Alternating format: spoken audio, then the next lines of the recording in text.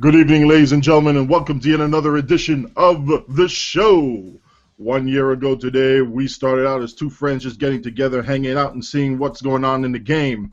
And now, a year later, we have risen to this, where we are seen as one of respective podcasts within the community, where we talk about everything from ship designs, ship builds, DPS theory crafting, to very, very fine content creation and video production. We have to say that we want to say congratulations to Timberwolf on his assignment over with Tribbles and Ecstasy. We wish you well over there, good sir. You'll be taking up his post over there. But every once in a while, he'll probably just yell at us over in the show from somewhere. We'll hear his howl one of these days. And we also like to thank Teacher Kirby. She's moving full-time over to DPS After Dark Productions and putting out a lot of Teacher's Corner videos, which will be frequently showing up here on the show. I am joined, though, by my very esteemed panel here. We're starting with our Chief Intelligence Officer, Captain SarcasmDetector. Greetings, showers. He is... Whoa, hold on. What? Oh, let me try that again. Try that again, Cam. Greetings, showers. How are you all doing tonight? Something's off. We'll revisit that in a minute. Yeah, we will. I'm joined by our Chief Ironic Medic, Captain MK. Hoorah ×2, and now we make sound. Yes. And we'd like to thank Doctors Without Borders for releasing you into our clutches once again. Well, I've still got the Ebola, but I'm working on it. It's all good, man. It's all good. Besides, anyway, our Chief of Cheesy Tactics, Captain SarcasmDetector, seems to run with so many immunities. He's probably immune to Ebola, too. What? only for 42 seconds out of every minute, though. That's true. Ouch. Oh wait, no. The specialty, the strategic specialization now. Oh, then you're fired. No, I'm not. You just called Cam the Chief of Cheesy Tactics. No, I called you the Chief of Cheesy Tactics. No, you said Sarcasm Detector. Right. Ox to Batman. Never mind. It's been a long week. Whatever. It's SOB. It's been a weird week, so we gotta forgive him because he's a little lagged out. The lag is still hitting me, man. It's really hitting me. Speaking... I just want to say hello, everyone, and remember, torpedoes are bad. Yeah, let's go, boy. Let's go. Trained him wrong as a joke. The only person here not affected by lag in any of his productions, though, is our Chief Emergency Role-Playing Hologram and Chief of Starship Immersion, Zeph from Zeph Films. Greetings. I had to come to the rescue. There is no gravel. It's not the show without gravel. Sorry. So I had to come to the rescue there. But hello. I was like, y'all are confusing me. Hell, man, come on. Well, no, there's no fur all over my Intel ship's bridge anymore, and my ears are not ringing with the sound of a howl. So, yeah. Well, yeah, you know what? You're gonna miss that fur one of these days. And I got plenty of my own. Thank you. Okay. Running into the patch notes here, something that just came up, we just saw this here, so we're going to put this up at the top of the hour. Anybody who has those nice little dilithium mining claims, really? Those things that you're saying, I got to use these only on dilithium weekends. It's so annoying. I wish there was a way we could trade those suckers in real quick. I'm not sure if we actually mentioned this on the show, but we probably did at some point within TeamSpeak or within the game itself. Now we they've definitely got your did. bedroom bug. That's probably what it is. Probably. But you know what? I'm done jaw-jacking here, man. Mikey, tell me exactly how much of a quality of life improvement is this? This is, well, okay, it's debatable because not a lot of people have these stacked up anymore. Some people do, and some people know to keep these and to stack them up so that you can redeem them during Dilithium weekends, but because of the hassle of waiting that long and the hassle of grinding out that much on a Dil weekend, I don't know that many people that have these stashed anymore. I used to. So it's nice, but too little, too late, perhaps. Unless there's going to be another source of these claims other than lockbox drops. Hint, hint, cryptic.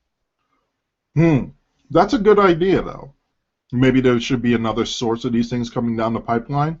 I could see it as an FE weekly reward, perhaps, to supplant the spec points and or tech upgrade. It's yet another choice. Just spitballing, but there you go. I I think want to say, what on- Oh, I was going to say, I was going to bring us to the 1%er here who opens a lot of lockboxes frequently and get your opinion on this. so I have several thousand of these. I rarely use them because it's Christ. too much of a pain to actually go there on every character and do that. But I think that Basically, this my is point. Bitch. it's a nice change, but it's going to affect the economy. It's one of the things I that agree that it will there. I don't think that Yeah. the degree of the I don't think it'll be huge just because of all the other sinks we've got that don't seem to be budging the exchange rate all that great. I think it'll be more noticeable with the next fleet holding whenever they do one. We probably won't see as much of a hit to the Dill exchange. This is going to provide a massive, massive buff of Dill for fleets. In that you're no longer using your own dill to sink in a Correct. product, which is, I mean, that's just as good as dill in the hand. Yeah. I foresee a bug where your own dill gets contributed before the voucher dill. Just saying. yeah, that wouldn't surprise me. Dude, do not jinx the op, man. Seriously. Just I do saying. not want a Cisco on this moment, please. I'm happy that this is in. I'm happy that this is actually in. I'm joking. I swear. I swear. I don't know Is if there it'll any- affect the economy that much. I mean, the recent changes that they did to the Foundry and contraband, I think that might have had a bigger hit to the economy for certain people, or will have an effect on the economy, because I think the effects, the ramifications of that are a bit more long term than these exchanging these vouchers for, or these claims for vouchers. I agree. I think that change did much more to the economy. Or will do much more to the economy. I don't know, man. I think the economy's running fine as is. Okay. Contraband really hasn't gone up that much at all. Whenever I buy it. think some of the things are going to be not seen for a while. Gotcha. So you mean there's a surplus proliferating the market already? Yeah, I think that there's a big surplus. People are sitting on that surplus for the moment. But as that surplus actually, or that reserve depletes, then yeah, it's going to have an impact. I think we'll see more noticeable changes from like the contraband there. I think we'll see that over the next month or two. If anything does happen there. The truth is, the economy is something that's already poorly understood, and these variables and things like that are just going to add more confusion to the mix. So we can speculate, but I guess the only thing to do is to wait and see. Well, something else we want to discuss here that's going to be, well, seen as a major change tomorrow is May the 5th. And I'm not doing any May the 4th jokes, people, so get over it. This is Star Trek. Exactly. So, what is going on with May the 5th? I'm sure we've all had our speculations beforehand, but, I mean, yeah, really, we kind of said another Delta recruitment style thing because that's kind of around the ballpark of when the last one started. Gentlemen, what do you think? I thought it was like I saw on the calendar they had mentioned the Galactic Development Initiative, and I thought that was going to be another kind of Delta Recruit type event, but I'm gonna say they put out the blog thing today about how it's that do certain thing and get a percentage off whatever. Can't remember exactly what it was, but I was a little disappointed that that's what's coming out tomorrow. Another one of those initiatives to help rebuild the universe after the Iconian War. I'm just like, really? But apparently, from what I think it was Jam Jam, ship artist, is he? There's apparently something big that's going to be announced tomorrow. So I guess we'll have to wait and see tomorrow what the actual big thing is. Salami said something similar. Yeah. Wait, I'm like, hoping it's more than just a new ship. I'm still hoping for a temporal recruit event. will it be like something to get me back into the game?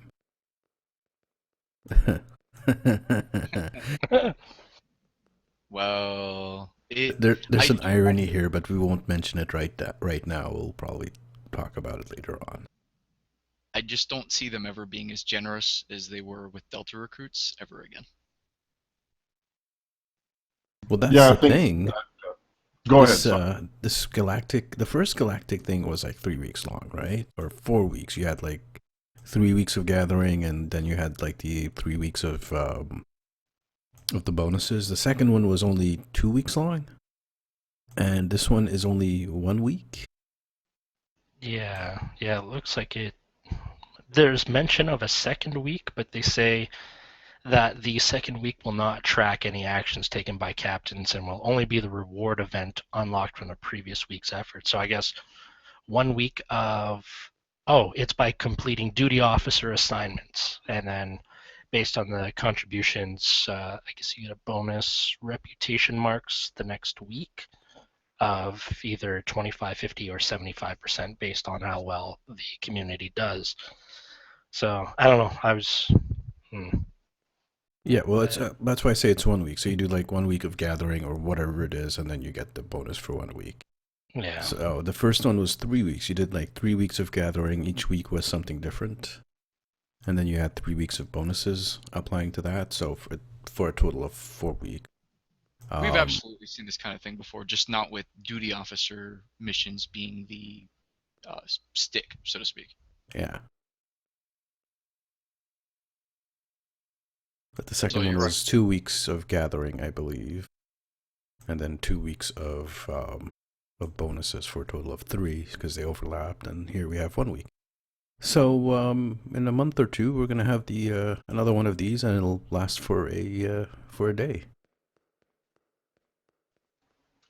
I'm wondering if you're actually excited about that. How would you be able to tell if Cam was excited? Well, his opening in the show was like, what? So, but no one actually made a comment on what I called the people who watch the show. I mean, we have to think of a name for them. I think the showers is good, don't you think? All 3 of our fans will very much appreciate that.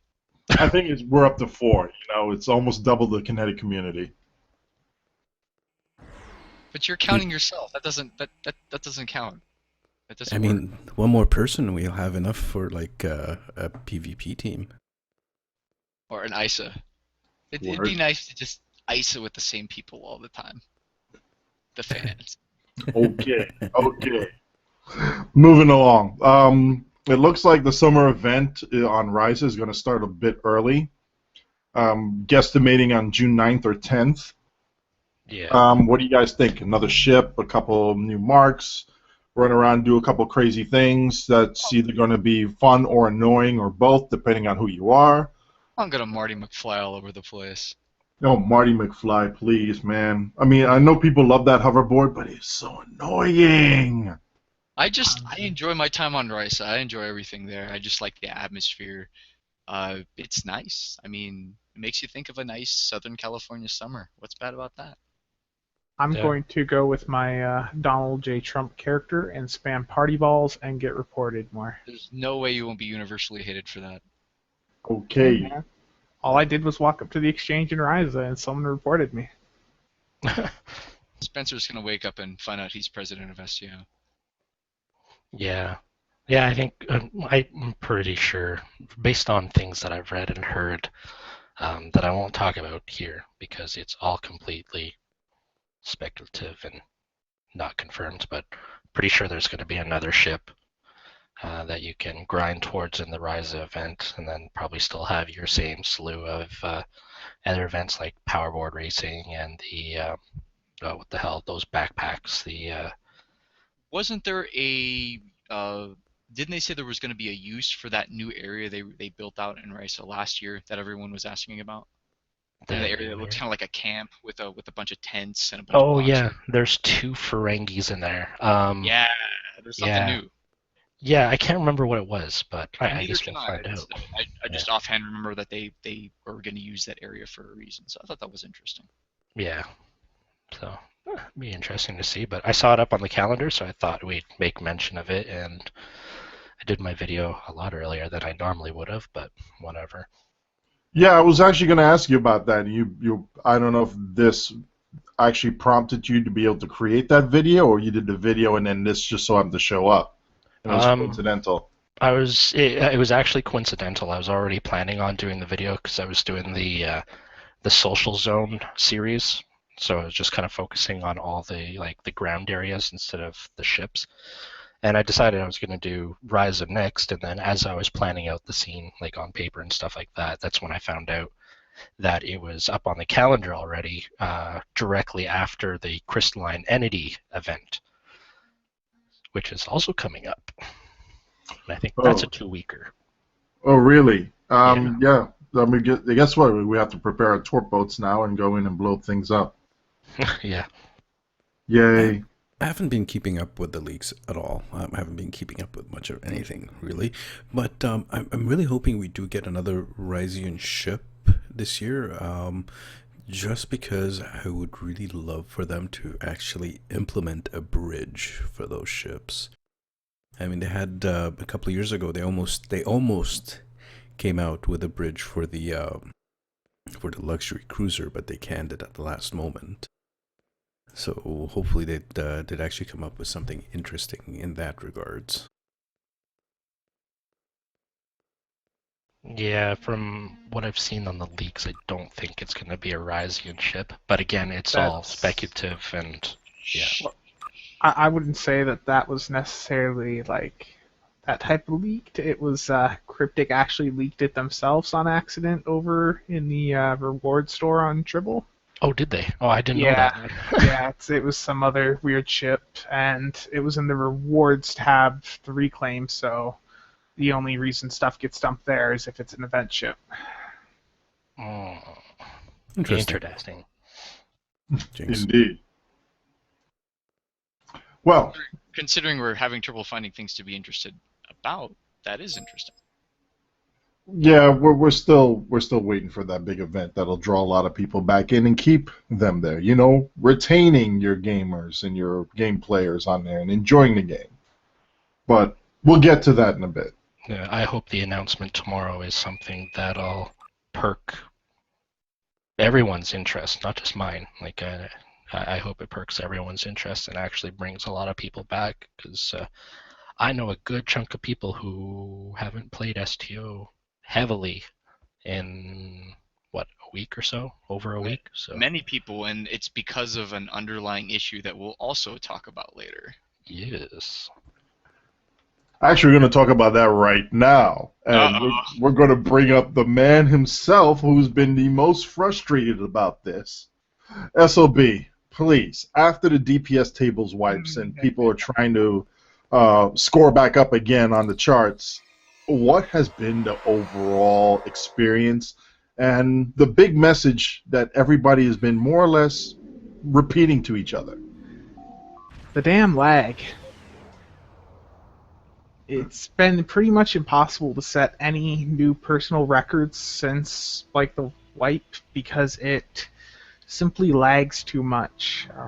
Even in pug runs with lower DPS teams, even if you go in solo on the map, you get a lot of lag. I've seen it in just about every set of conditions that you can conceive of. pugs, not pugs, high DPS, low DPS, different builds, my own builds, which are different than what most people fly. I still get lag. It's extremely frustrating. There's just no reason to really do much in the game right now when it's everything you do is painful. It's painfully laggy, correct. I know a lot of people that are and have been very devout players and things like that. People that I've never seen really have much of a care about the state of the lag and whatnot, and it's really getting to even the most patient of players. It's something when basically the group or the circle of friends that we all play with are really none of us are playing WoW anymore, or none of us are playing STO anymore. Slip of the tongue, a little bit of Freudian slip right there, but it's still the truth. Yeah. It's just very frustrating where you're not even trying to chase numbers, just trying to enjoy the old map that you enjoy playing, and it goes from okay, goods is good to wow, I'm watching a PowerPoint slide going through work trying to explain why the network keeps crashing. And the irony. People have tried to find out what specific abilities causing issues, but the fact is that no matter what you do in a PvE queue, it just lags out so terrible with everything. You can't even test. We tried slotting different secondary and primary specs. We tried non-slots. Went in with white gear, no powers, no traits, nothing. It just doesn't happen. It's horrible. It is completely horrible. I'm surprised SOB sugarcoated it as much as he did. One of the things that really disappoints me, though, is we are not hearing anything about it from the dev team. It's been bad, really bad, since 11.5 came out, and there has been almost no talk that I've seen from any devs about the lag. It's essentially about the same response that LOR engendered when there was terrible issues with lag back then, and that's, it seems to ebb and flow our dev response to the community. And that, it's unfortunate. It needs to be more consistent. There needs to be a consistent level of communication, and that's why we have people at Cryptic. Their job is to, be that type of community leader. We have multiple people there that do things in that respect, and it'd be good to hear more consistent things from them regarding, the problems the game has. When's the last thing you heard anyone say anything about the server performance from the dev team? I was actually just going to say, last I heard about anybody from either Cryptic or Perfect World talking about investigations into the lag thing was when Trendy was doing her, I'm going to march down there and try and figure out what's going on, and then it just turned into one of those things that you put on the list of things to do in the spring, like oh yeah, I gotta retile the bathroom, and you kind of start it and then don't finish it. What happened to that massive list of stuff they were killing? Exactly. Massive list of bugs. Remember that? Yeah. I remember it, and I mean that was a tangible piece of progress to the fans, to the players. Like, hey, wow, that's a heck of a list, and look at what they've banged out already. That's pretty impressive. We know they're doing stuff, and with the current level of communication, we don't know that they're doing stuff, and it would be really, really concerning if they weren't. I remember when we were actually complaining about the lack of communication, the lack of, quite frankly, ignoring the whole, the server performance is horrible. The gameplay is horrible. We're trying to do something here. Last year, and with the anniversary event, and it was just bad. So bad you could not ignore it, yet no one would even acknowledge that it existed. And then over the summer, especially after the blow-up that Salami had to step in to try and quell the flames that are going on with there. Then we started getting more feedback, more acknowledgement, more, all right, we're going to be communicate better with the player community and have them help us. And part of that, it started off the whole Bug Bashers initiative. And now we're back to square one with the lack of communication on this, or at least the lack of acknowledgement. Yes, we're going to work on it. We would love to talk with a systems engineer and a network engineer to figure out what steps they're already trying, and if they need time or resources or both to be able to fully implement what they're trying to do to fix the problem. Communicate that to us. Give us some details and just say we're working on it, and nothing happens for weeks and weeks and weeks, and we get frustrated with it. You got to be real with us here, because the IP can only carry you so far. And you're not going to lose everybody on day X, but you're going to have this level of attrition that once you hit a certain point, that's it. You're done. Yeah, well, let's look at it from our point of view here. So what, we have on our team speak that we hang out on, what, like between anywhere from 10 to 20 people hanging out with us in the channel at a time. And of the group of 20 or however many people, you might have just one person playing STO regularly. Everyone else is playing different games. So, And when, yeah. Sorry, go on. So I'm not talking about it's gonna become a problem. It's already a problem. And the thing is with that is we see multiple people, they want to play STO. Myself, I know Astros even went in, we'll just randomly jump in the game and try a queue and see if it's playable. Unfortunately, as we're finding basically every time as of late, it lags out terribly. At any time of the day. At any time, yeah. Any type of group, whether it's a pug or whether it's a Reddit chat group or whether it's a Agronauts group or whether it's a mixed cross-channel group with varying builds. And I'm talking people that, are side wizards and people that are tanks and people that are healers and things like that. The team makeup doesn't matter. That has manifested itself this time is there seems to be no rhyme or reason to it that anyone can derive. Indeed, and I want to just comment on what Michael had posted in the chat. That's one of the things that worries me is if they announce a temporal recruitment event tomorrow, they're not going to keep any new players in with this lag. I mean, look at how many people came in with 11.5 and how many have already went back to the other games that they were playing. The influx of players won't help the lag issue one iota. And, I mean, looking at the channel list and things like that and looking at how many people were playing immediately after 11.5 compared to a week ago, I am telling you, I take a look at those numbers, and it's down by a third, by 1/3. Yeah, it's pretty crazy. I mean, even though this is anecdotal, there are two people who had left the game about a year and a half ago that came back, wanted to see what was happening with 11.5, and left less than a week later because the game was just unplayable. It couldn't. Why? It was playable if you enjoy slideshows halfway through whatever you were doing. Other than that, no. And they left. They say, call me back if this thing ever improves. They want to play the game, fix the mechanics, and fix the client-server performance issues.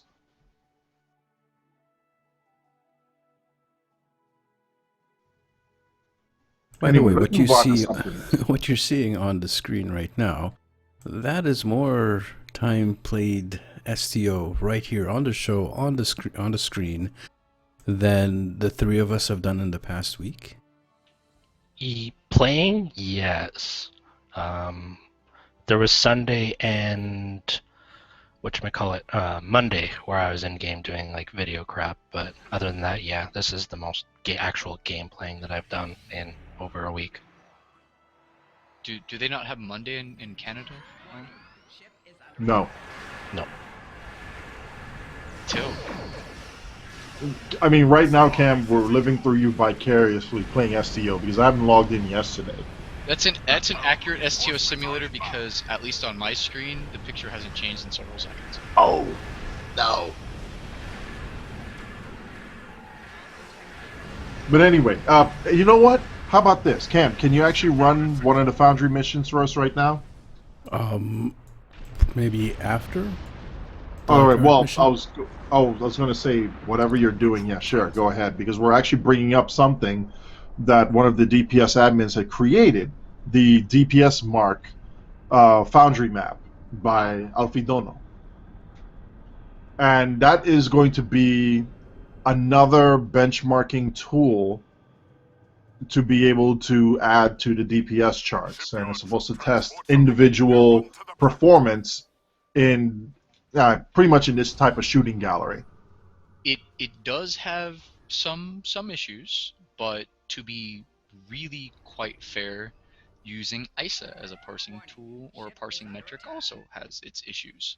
So as long as, and we'll discuss those today, I guess, Marshall, but as long as the issues with DPS Mark as it stands are discussed and known about, there's no problem with using it as a benchmark.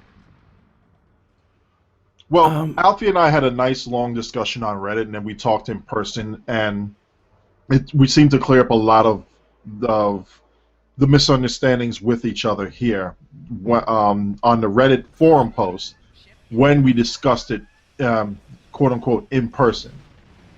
With the voice comms, we pretty much smoothed everything over, and we said I enjoyed the map. I personally enjoy it. My concern was that people who are new and trying out builds other than FAR CSV cannon scatter volley builds, they will see a different number than where they would play in any other map. And they will. Other people may look at that number and say, "Oh, well, you have this on DPS Mark, therefore you suck. We can't bring you into VEE because you need a higher number than that." That's my issue flat out with it. And I'm speaking kindly because this is a heck of a service to the community. I don't denigrate the author at all, but it's commonly regarded as being pretty favorable to FOB beam boats and tax. Yeah, I tried it out there, and I'm not built for solo runs. Never have. It's not something that I'm really interested in. Neither am I, buddy. And it just wasn't working for me. I hated it personally. Like, I acknowledge the amount of work that went into it, but no, I don't like it. And for other players, like especially the newer ones, I don't think it would be, like I believe Odin said, it won't be really friendly to those newer players who are trying to get started and get going and figure stuff out. I think even if they do it on advanced, like the mission journal says to do, I think they're just going to pop over and over and over again, which admittedly is something that happened to me. But that just comes down to I am not built to be able to solo stuff and whatever. I've always done things as a team activity. I know, team, it's crazy, but yeah. That's my 2 cents about it, though. As an average player. Well, yeah. I like the mission. I know that there were some complaints about torps not working well in there, but I took my hybrid AP dual beam bank and AP torp built in, and I had no issues myself. I've taken my Tadari, the ship that I'm flying right now, into it a couple of times, and this thing is built out of matchsticks, really. And I think I've only died once in the runs that I've done. So and that was because more of a mistake I did than anything else. So I don't think that people are gonna die a lot in it. In fact, it would be a good training to not die. Because if I can survive in my little matchstick, rinky-dink Tadari Nakul Raider here in the mission, then I don't think it's going to be that hard. Well, let's be honest. You eat, breathe, and sleep DPS when it comes to this game, whereas somebody else who doesn't might not be as skilled or experienced as you would. So I think for one of us to say, yeah, I'm not dying, so get good. No one else? Yeah, no one else is going. Why is everyone else dying? I'm not dying. Yeah. Well, the other thing you have to take into consideration is this is really end game meta. So this is to practice the end game meta, so to speak. Oh, totally. But now, I think this might be more of a question for Spencer. Now there's a limitation that if you want to get into the 100K club, this is the only way to do it. Is that correct, or Correct. did I misheard something? That is correct. Now, let's be fair on this one. The 100K club is 100K in this particular mission, DPS mark, which doesn't translate into 100K in ISA. It's closer to, 150, 160K in ISA. Yeah. It's absolutely apples and oranges. It can't be. There's very noticeable, with some things too that we'll be talking about later on, is like my science doesn't perform as well in there as it should, but that's due to certain abilities I'm using being weird in how they work. Get good.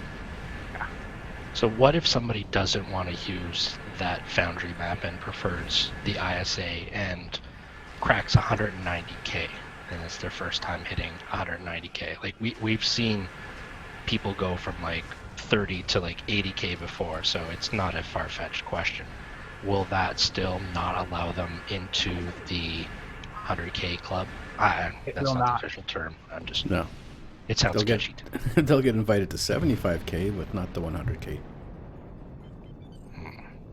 It'd probably be fair to say that 100K isn't that the channel requirements aren't necessarily that you do 100K. It's that you do 100K in a very specific map. That's what the requirements are. I would compare it to like the old Kirk's Protege. Kirk's Protege channel was for the people that you knew. If you team up with them, you know that they're going to be able to perform well. So Would agree with that. has there been a reset on the 100K channel? There's no 100K channel. It's just been implemented now with the release of this map. Oh, sorry. I thought there always was a 100K channel. My bad. No, That's why it's important to point out that the requirements for 100K are different. See, this entire time I thought there was a 100K channel. My biggest thing, and I brought this up with Alfie beforehand, was that people will use the numbers in here as a measuring stick for any other callouts for the team maps. And it's saying if you can't hit 100K and we want to do VEE instead of record run, well then you can't do well in VEE and you'll hinder us from the record run. And that is not, for some builds, that is not a direct translation as far as how they would perform in a different map. Well, okay, look at it this way. You're always going to get people like that are just going to be anal and elitists, right? But really, the people who know what they're talking about and the people who actually play this game and know how the mechanic work are not going to say, yo, you have to do 100K to get into VEE when you need 30K to get into VEE. It's just, it's not worth it to do that game, even if you're doing record runs. And if people are actually going to be doing record runs or going for these type of record runs, then they have absolutely every right to filter who's on the team with them when they're going out to set out those record runs. For example, earlier I saw callouts going out in 100K for Hyperspace Elite, which you typically want to take in the best people you can get for that. Yep, but maybe not always DPS, which is nice. That's one of the things that's nice about Hyperspace Elite. Yeah. Well, that specific run had, I believe, one Agronaut in it also, in a tank. All right, well, it's funny you brought up Hive here because we're going to use this as a perfect example for this.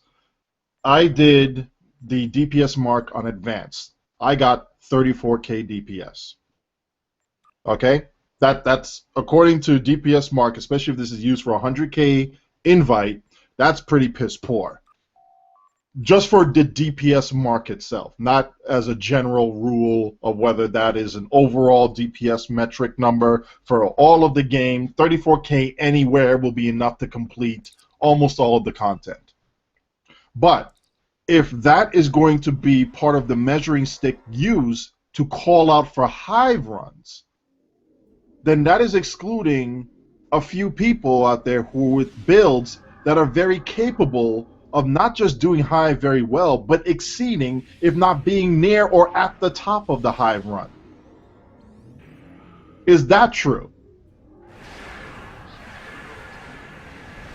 People have the right to take whoever they wish to want into the hive runs with them or into their runs. And I'm not arguing that, but if that is used as a measuring stick to be able to say you're not capable of doing this other elite based off of your DPS mark measurement, isn't that kind of defeating the purpose there? And that's the point that I brought up to Alfie. I like the DPS mark map. I like it on Advanced and Elite. I played it more on Elite than Advanced because I enjoyed that. It was fun. But my fear was, based off of what happened to me and to other people in the past, oh, you're running a build that's going to show up in different numbers on different maps here. You're not going to perform well in this other elite, but the numbers are completely different when you actually go through that elite.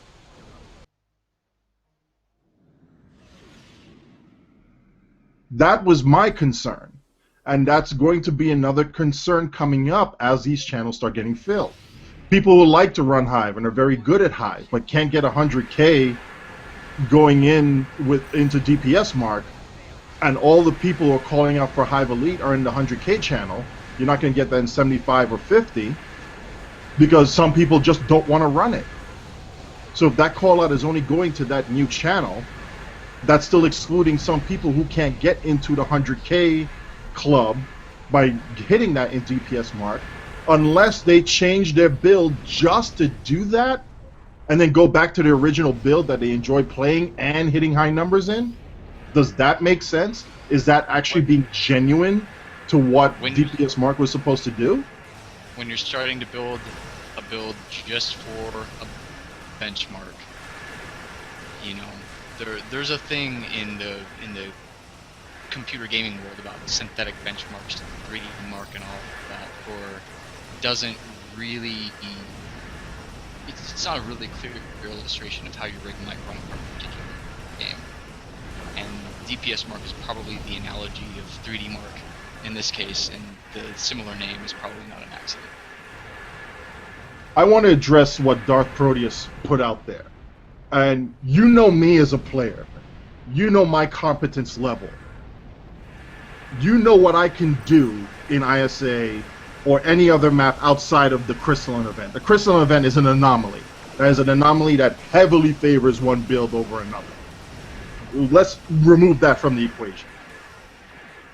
When you have a player that does 60 to 75K max, stretching it, pulling it on a perfect day in ISA, and then that player is trying to convince other people, hey, bring them into Hive Elite because they're going to be able to contribute, and all the other people over there are doing 100K saying, yeah, we're not sure, well, we'll bring the guy along, we'll carry him along there. And that one player that's barely scraping by on 75 beat them all. Beat them all in Hive Elite. And they're wondering what the hell happened. And it's not a fluke when they do it over again and again and again and again, to the point where they're looking at it and say, well, you only did at your very best 75K in ISA, but you're blowing us away here in Hive Elite doing 90 to 115 or more? What, that doesn't make sense. So to them, their measuring stick, whether you like it or not, it is going to be seen as a measuring stick in the public. That measuring stick has now been challenged by somebody else. And it took a moment for somebody to say, oh yeah, we'll just carry this noob and we'll see how it goes. And then they just got surprised. So yes, that does happen. And I've seen it happen. And it's not just to me, but to other people. I was fortunate Oh, enough to be able to run with people that gave me a chance to prove myself. Not many people do. Okay, So hold DPS on. marking in and of itself, that's not a problem for me. That's fine. I will play that. And I understand from my build, I'm dealing with the mechanics of that build in that game. I have no problem with that whatsoever. My only major concern is that this is going to be used as another synthetic benchmark to measure other people for other runs or exclude them altogether because they're not in the 100K club, where they would still be able to perform well, but they're not getting the call out because they can't see it. Yeah, well, this has always been the case with the DPS channels. This has always been the case. Even before, when we had ISA, we used to run ISA runs in 75K channel and exclude the people who do 50K, 30K, and whatever. That's just the way it is. Really, there are thousands of people in the DPS channels. Literally thousands and thousands of people in the channels. Please do not cry because you cannot play with the, few hundred that are in the 100K club or the 75K club when you have thousands of people in the 30K club to play with. It's not that big of a deal. People will play with whoever they want to play, and if these 5 or 10 or 20 people in the 10K club or the 100K club are excluding you, why would you care? Play with other people who will appreciate what you do. I mean, if you really want to get into the 100K club that badly and play with those people, then get good and adjust your build and play that particular style. Because, well, in all honesty, this benchmark is designed to copy ISA. It is designed to copy the ISA style of play, which doesn't work for HSC. It doesn't even work for CSA and KSA and VEE and every other single map out there. The ISA parse was never perfect. No one ever said it was a perfect parse. It is just a candle. It is just a measuring stick. So it was the best thing we could figure out at the time because basically all the combat takes place within about a 10-kilometer sphere. Exactly. So there isn't a good solution. There is no perfect parse out there. And there will never be a perfect parse because of the way the game is designed and the variety of builds that you can do. You will never have a build out there, or you'll never have a parse out there that will benefit every single type of gameplay out there. It's just not physically perfect. It's not, physically possible. But this is just designed to copy ISA. And it is designed to remove some of the elements that are plaguing the ISA benchmarks, such as the team debuff, the team-wide debuffs, and the nannying. I hate using that term, or the gate doping. I hate to use the term gate doping, but the people who sit there and fire at the gate and rack up 20 million, 30 million damage just to the gate itself, and not fire at anything else in the map. So it's mainly designed to be a replacement for the ISA benchmark, which is not perfect in the first place, but it's just an attempt to improve on it a little bit. I mean, people are sitting there critiquing this and expecting it to be all that and a loaf of bread. It's just not going to happen. This is just use it to measure your own personal DPS, and that's it. You do not have to care about the 100K club. I mean, if you're so upset that you can't get into the 100K club, then this is probably not the parser for you. You probably should not be parsing at all in the first place. I recommend you go try Hello Kitty or something. Except that you very well know that I could pop 100K in other maps very easily. Okay. And I'm not, again, I am not faulting Alfie for the creation of the map with the tools that he had to work with, which we are going to talk about very shortly here. But the problem that I have is not so much of the map design in and of itself, or what was available to him to use, but as far as the methodology of what it will mean in the future. Because let's be real, the same thing happened with ISA. oh, it's just going to be a measurement of the DPS here, and it's going to be a good benchmark to see how you do in other areas of STL. And then calls were being done within the channels itself to be able to do all these other things. For those people who have actually done it, but not many people know that they've done it, they're going to get excluded from some of these calls if they're not into the 100K club channel. And the reason for that is because this definitely favors one type of build in there, and TAC captains get a huge boost versus engineers and science captains. I'm sorry, I have to disagree with you here. It is not that the map favors a particular build, it is the fucking game that prefers a particular build. Well, right. The map design does favor a particular build, whether it's by intent or by accident. It does. Especially I took my own freaking beamboat in there, and it was just like, oh, this is a perfect angle here. Here's another perfect angle here. When you get to the Kazon, it's more chaotic. But then back into the Borg, I can go over here, avoid the warp core breach here. Boom, perfect firing arcs for fall. No shots are wasted. Everything is good. I can waltz through that in and out, and I'm going to put out a video on that in 2 days. But when you come about this and you're adding in game mechanics that are against some other builds that don't actually measure what type of DPS they can do, both in a solo and a team environment, if some other conditions, like if it was an actual true ISA replica, but you only do it solo, numbers would be different. I understand what you're trying to say here. Odin, I understand what you're trying to say here, that, the possibility people are going to, get into the 100K club and exclude people that can perform out of certain maps. All right, that is very possible. That's very possible that might happen. That was not the intention of the 100K club. The 100K club is just, really, I'll say it, I'll be honest, it's for EP measuring, really, nothing else. But really, you cannot control what people do. I mean, this goes back to, the old arguments on the forum. It's like, oh, the DPS or the people on the DPS league are all assholes. Well, there might be a couple of assholes in there, but I'm sorry, just because someone got invited into the DPS channels, we don't do a mind wipe with them and, brainwash them to be, hey, you have to be an asshole to all the noobs out there right now since you're part of the channel. No, that's not a thing. People are going to do whatever they want to do, and that's just how it is. We have hundreds of people, thousands of people, many thousands of people in the channel. There's different types of people, and some of them are going to be assholes, some of them are going to be elitists, and some of them are going to be exclusionary. Some of them are going to be really nitpicky about who they want and their runs with them, and you can't do a bloody thing about it because that's how they are.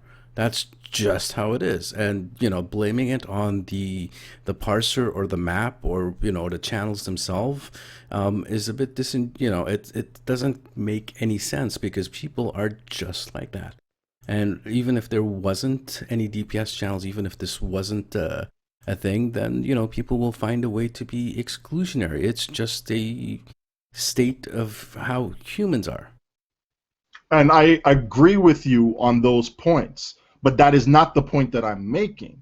The point that I'm making is that this is by accident excluding people who are very well capable of doing other maps and not just performing well, but even exceeding in them from those type of calls. And I'm not faulting the players who want to be selective, but they will naturally want to use the biggest measuring stick possible when they want to do the hardest content. And let's be real again here while we're being real already.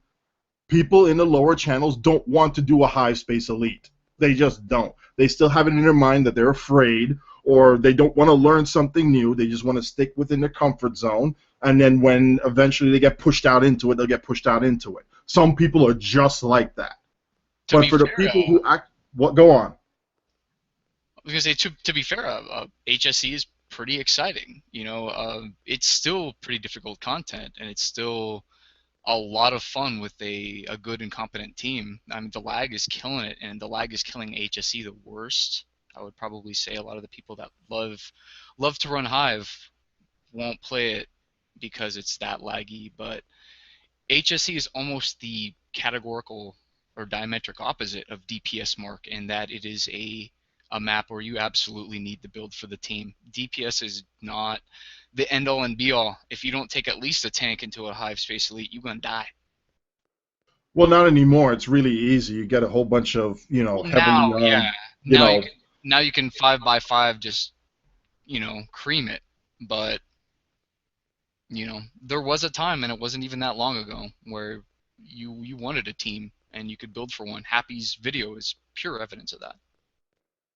So again, bringing it back over here to the point before we move on here. Cam's right, and I agree with him here. You cannot control what people want to do as far as doing a channel invite or who they want to pick, or be selective about who they pick because they want to be able to go through a run and do the best possible with the best people available to them. I agree with him on that. There's no argument there. There's no problem with that. I guess it's about the attitude you convey when you do it. It's even then, even if somebody wants to be a jerk about it, that's fine. But when there's, and I'm going to call it this way, when there is an EP measuring device that is excluding people who are more than capable of doing that content, and other people are going to use that EP measuring device, whether by accident or by intent, to say that you are not allowed to do this or you shouldn't be capable of doing this content, Okay. That's an issue. All right. There is no issue. Have you seen this happen already? Yes. Well, not for this map specifically, but yes, in the past, yes. Okay. Well, we've already talked about, this being a thing in the past. People are going to be exclusionary, but no one has done it yet with this. And I'll be honest with you because, people are smart enough, most people should be smart enough to know that, it does not translate. The DPS of what you get in DPS mark does not translate over to different maps. And just worrying about stuff that hasn't happened yet or might happen, I think is just you working yourself over nothing. When it happens, then we'll deal with it. But for the moment, this could be, I really don't care about that.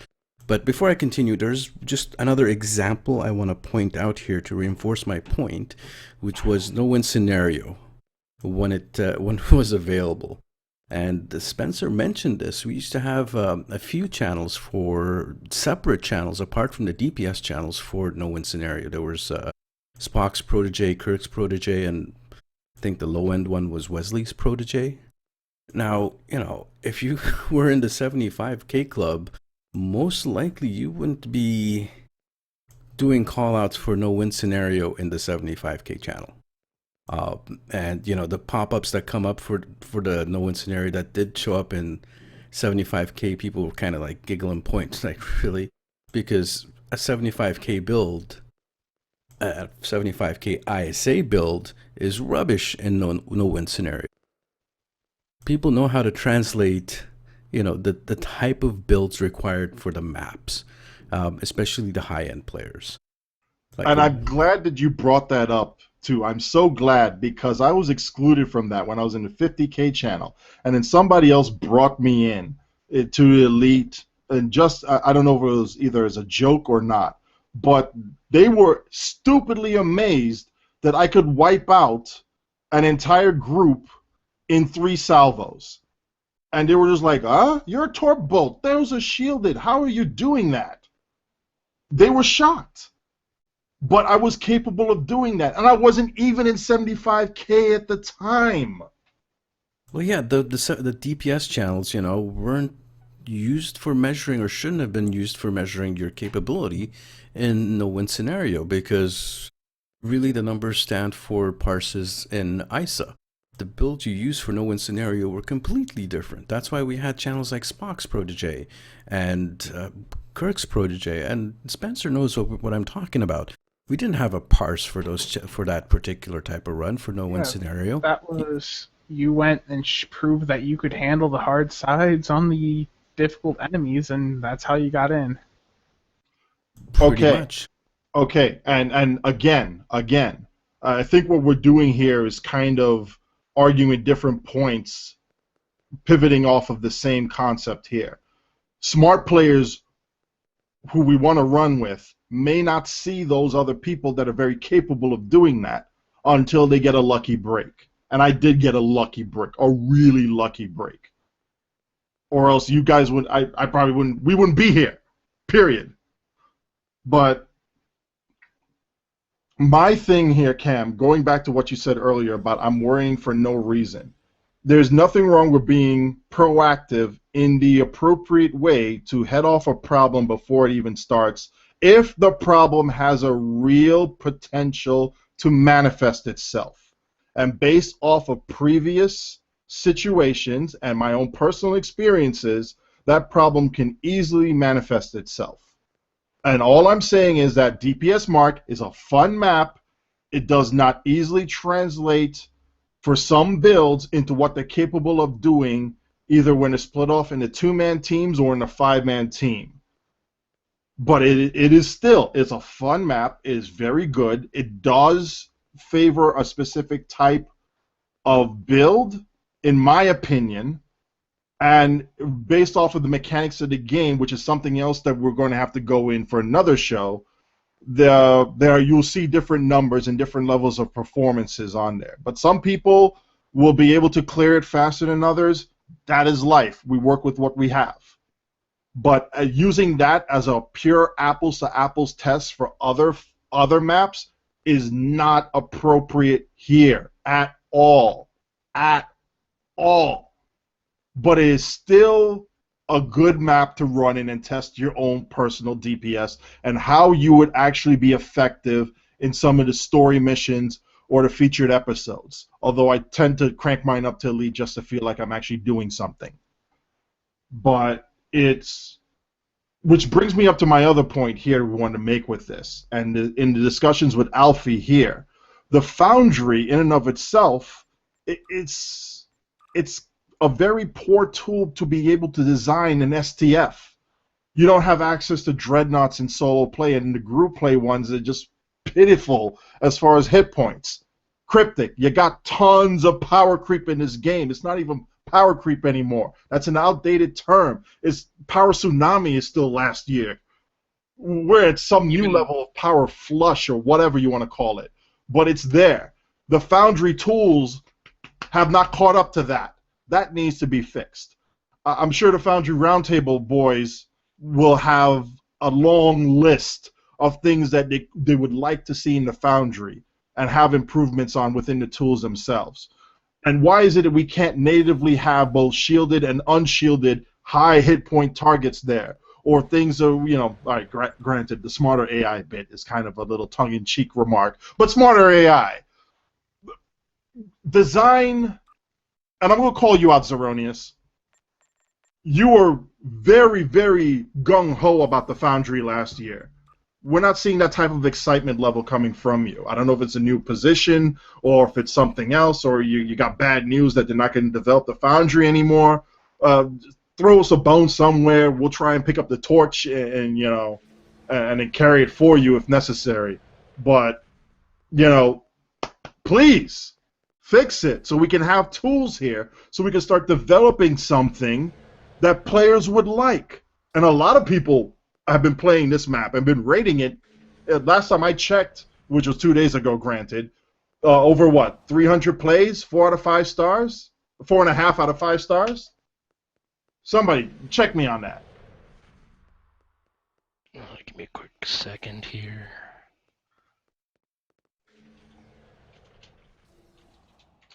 I get it, Loot. I get it. But she was just so gung-ho about it. I felt excited from her energy on that. And it hates. The problem was that film's retrieval time again. I hated that it died. Her baby, her dream of that baby, it seemed to have fizzled and died, at least in the public perspective. Where's that pizzazz and energy and excitement about it? And then translate that to a viable product. There's a non-vocal but fairly large contingent of people that play this game for the Foundry. Yeah, it has 248 reviews. That doesn't reflect how many times it has been played, though. Yeah, 248 reviews though, but it's crazy.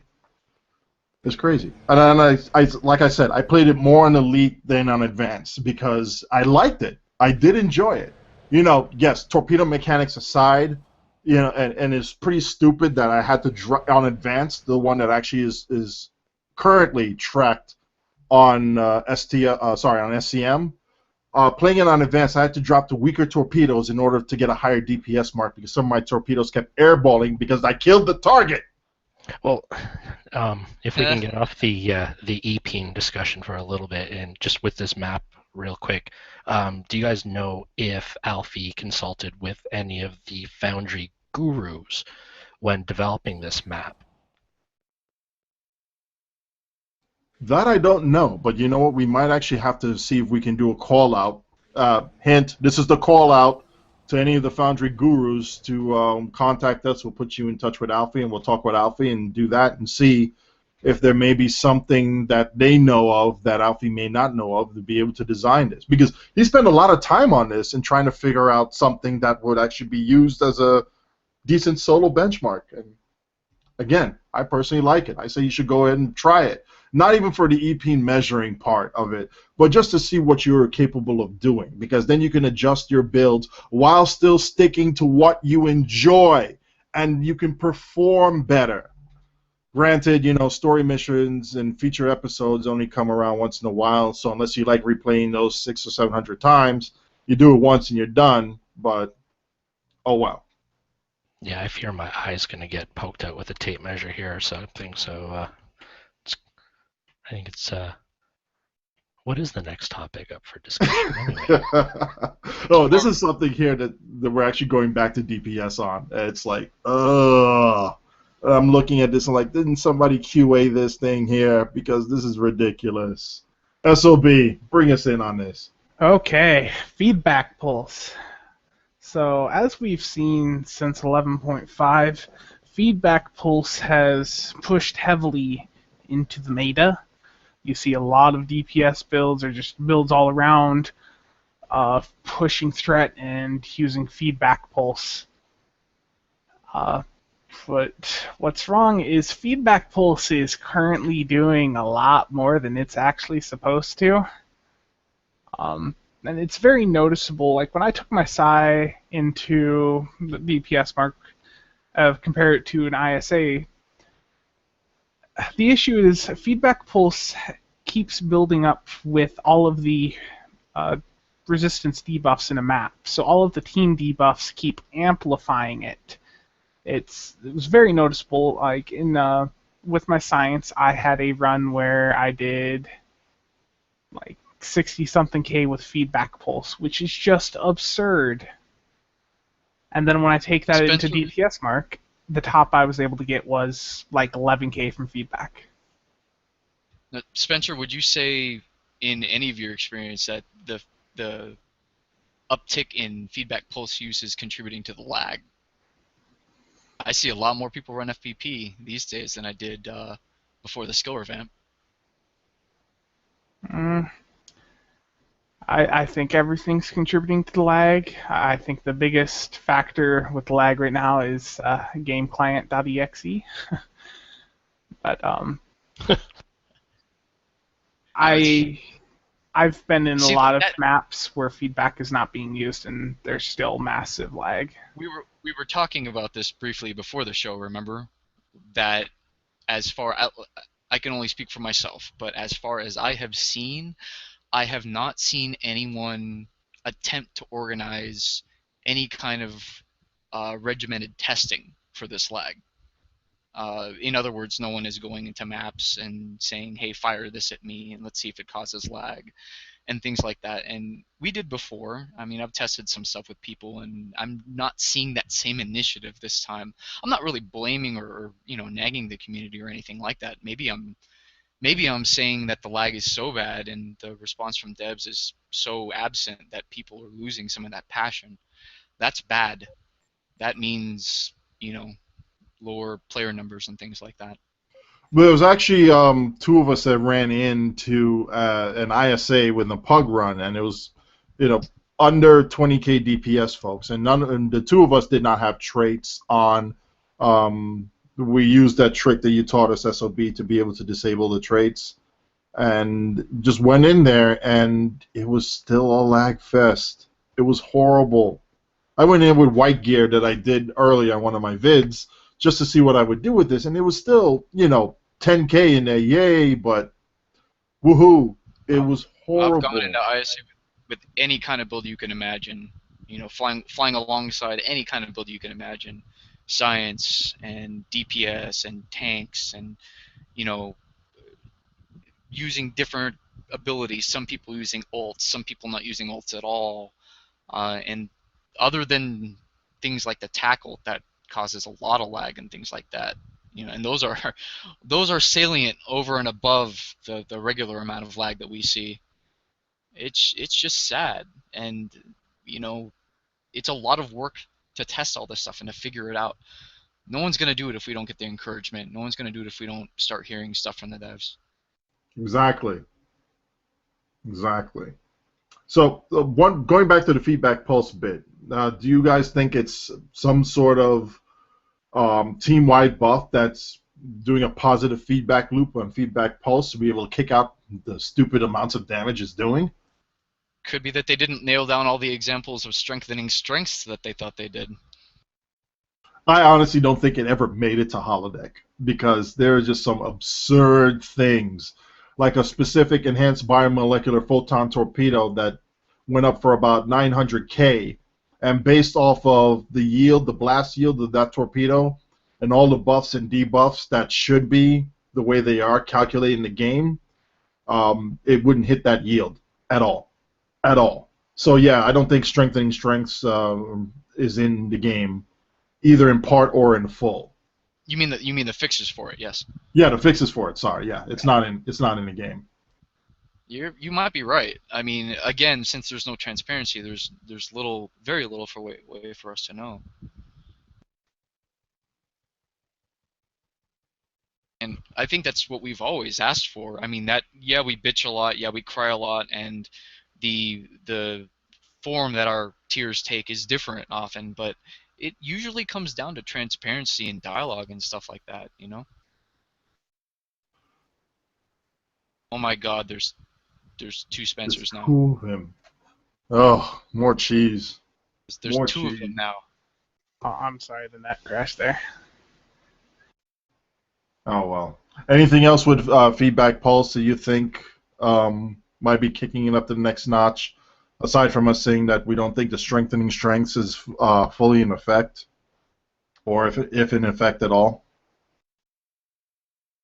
I don't know. I think that, I like how much the part gen change to it helped with 11.5, but with the damage we're seeing from it and just how stupid it is, I almost wish they hadn't have done that, to be honest.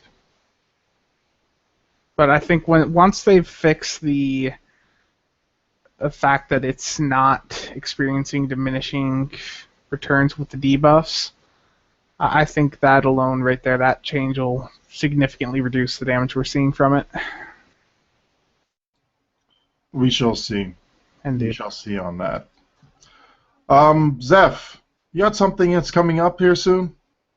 Yeah, I'm going to be another little video project, but it's going to be centered around ship horn, but this time it's going to be I'm going to do a top 10 ship kit bashes. So I'm going to be reaching out to the community via the forums, Facebook, and all that, and get. Dude, you got to talk to Thomas. You got to talk to Thomas about that too. See maybe what his favorite kit bash is. Well, pretty much what this is going to be is people submit their best kit bash, and then top 10. I still have to figure out the voting system on that, but top 10 will get featured in the video. So that's the next project that's coming up from. Nice. I would like to use the core and the Baroth skin, but unfortunately I can't do that right now, so I can't kit bash that one out there for you. But maybe we might get that fixed one of these days. Hopefully soon. Your optimism is is very encouraging. I would like to be able to have that ready for Alan's video. Really, I want to fly that Bob. I really do.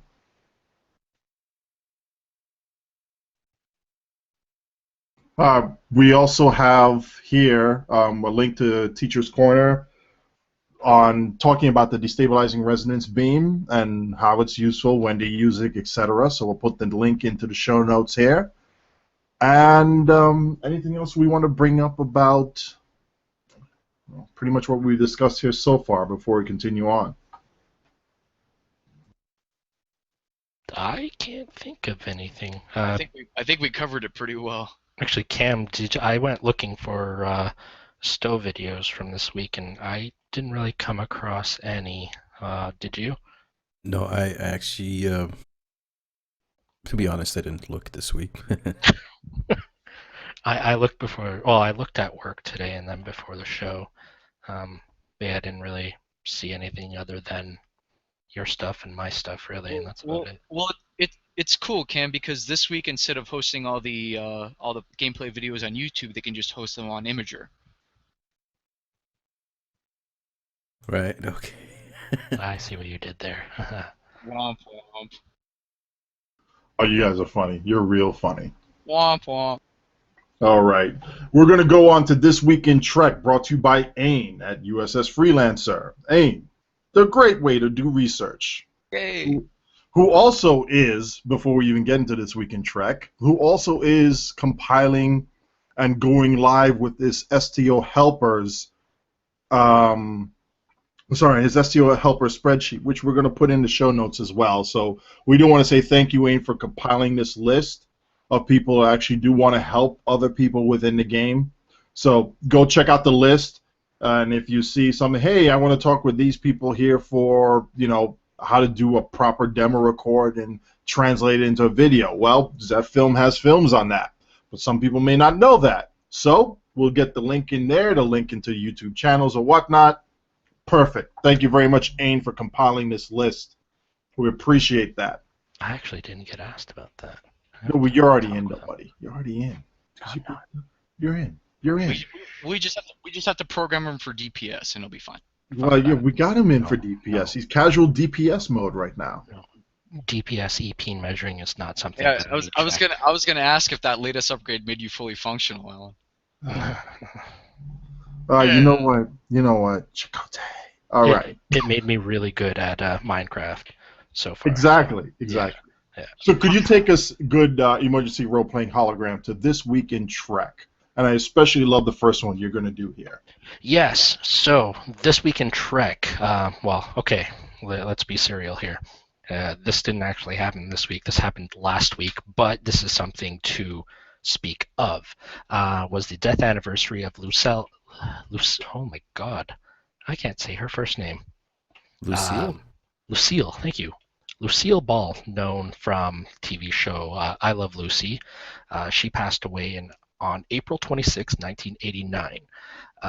But if you don't know why she's in This Week in Trek, she actually owned the studio where TOS first started, or the production company where they started or whatever. And she actually more or less kind of saved Star Trek from being canceled. Star Trek back in the day was on the brink of being outright canceled with there was 3 other expensive television productions that were going on. One of them was Mission Impossible. That's the one. The board, they were a little worried that they were going to be stretching themselves financially thin.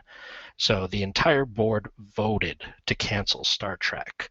But because Lucy was head of the board, or chairman of the board, she had the power to veto any decisions, and she actually decided to veto this decision to cancel Star Trek. And at the time, Gene Roddenberry was just on contract, so had the show been canceled, his contract would have been canceled, and there may not have been Star Trek that we know to this day. So, thank you, Lou Critter, Desalus Studios is what she owned. But yeah, so that's why we have her in the notes today. May 1st, 1994, DS9 aired the Maquis. That was actually a two-part episode, wasn't it? I believe so. Yes. Yeah. And May 4th, 1992, TNG aired Imaginary Friend. I believe that's the one where the Enterprise gets caught up in like that red type lifetime nebula, whatever. I'm not a science guy. I do videos. And the little girl had an imaginary friend, really wasn't imaginary, and yeah, so that's the notes I have here for this year in Trek. The girl that played the imaginary friend was Tommy's girlfriend in Third Rock from the Sun. Was it? A little extra trivia there for you. Oh, you know, I think. there was something when I was reading over about the Lucille Ball thing. There was what was Gene Roddenberry's wife's name? She played Troy's mom. Oh God. Majel Barrett Roddenberry. Yes. There was an episode of TOS where she got snuck in to the studio. Apparently she wasn't supposed to be in the studio by order of CBS or whatever, NBC. I can't remember which one was two. And Roddenberry actually sneaked her in, and she actually played a nurse in one episode in one of the TOS things. I just learned about that today, and I thought that was pretty cool. Yeah, definitely. I didn't know she got snuck in, but I knew she was in TOS. Yeah, there's if you go to Memory Alpha and just look up Lucille Ball, there's a whole huge article, which is where I read up about this stuff today, on top of the notes that Ain provided. And yeah, there's a whole big thing. She came in like a blonde wig and stuff like that, and just no one was none the wiser until after the fact. Your Google foo is good. We appreciate that, though, wise one. Wasn't she number one in the original TOS pilot also, though?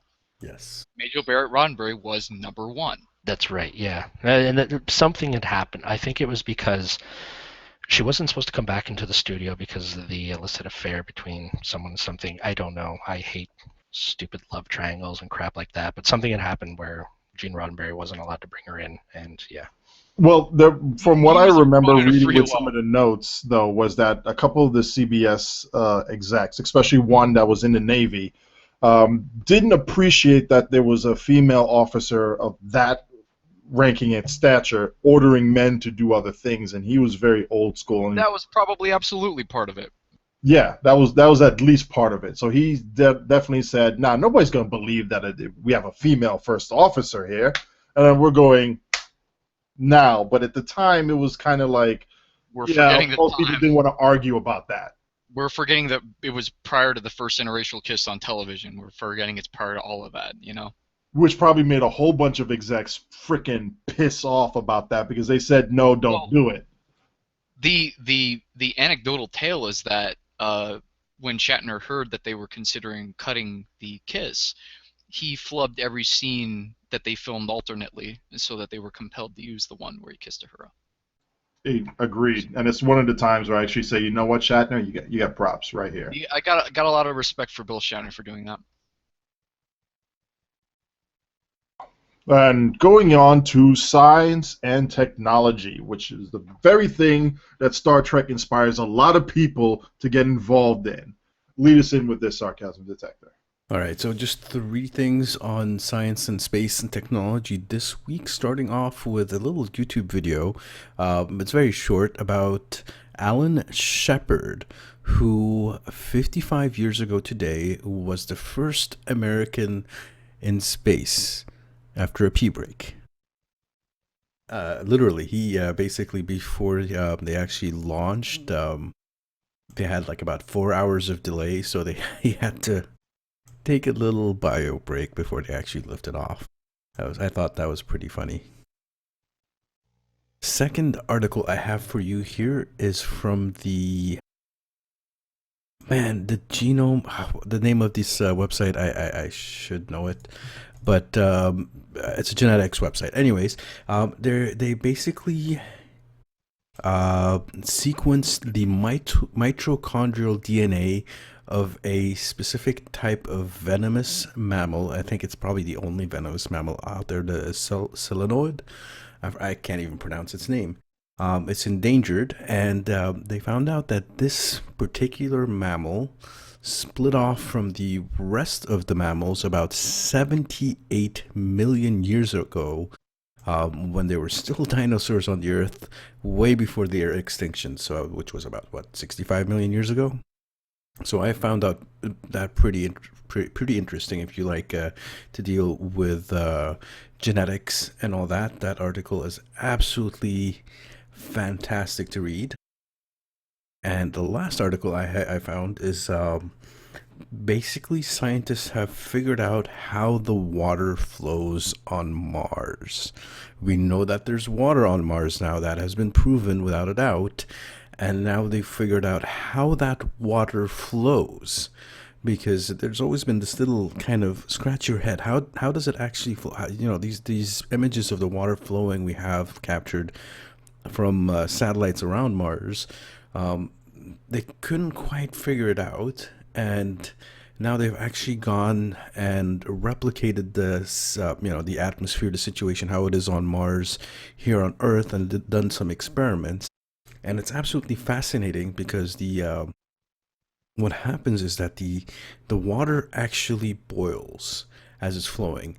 Now, this has nothing to do with the temperature of the water. This is the atmospheric pressure on the planet Mars itself. The pressure is so low that the water, or at least the surface area of the water, boils regardless of the temperature.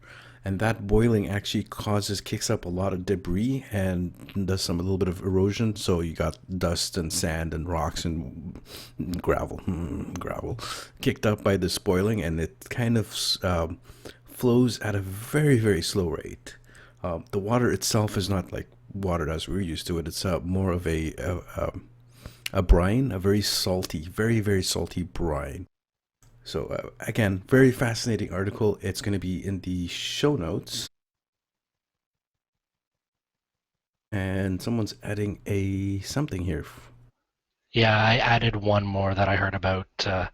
It was brought to my attention yesterday by one of our friends who works in this industry, and then I saw the news article about it.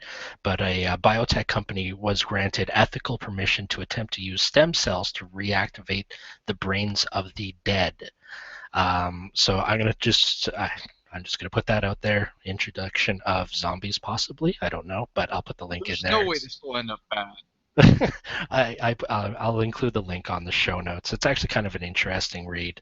But a institutional review board in the U.S. and India has granted permission to folks in the U.S. and India to use 20 brain-dead patients for a highly controversial study, and then they go on talking about what they're trying to do and all that stuff. You're talking specifically about people who are clinically brain dead but still alive, sustained by machines, correct? Yeah. Cool. So these are people who are brain dead, legally, clinically brain dead, but are still alive due to their being kept alive by machines.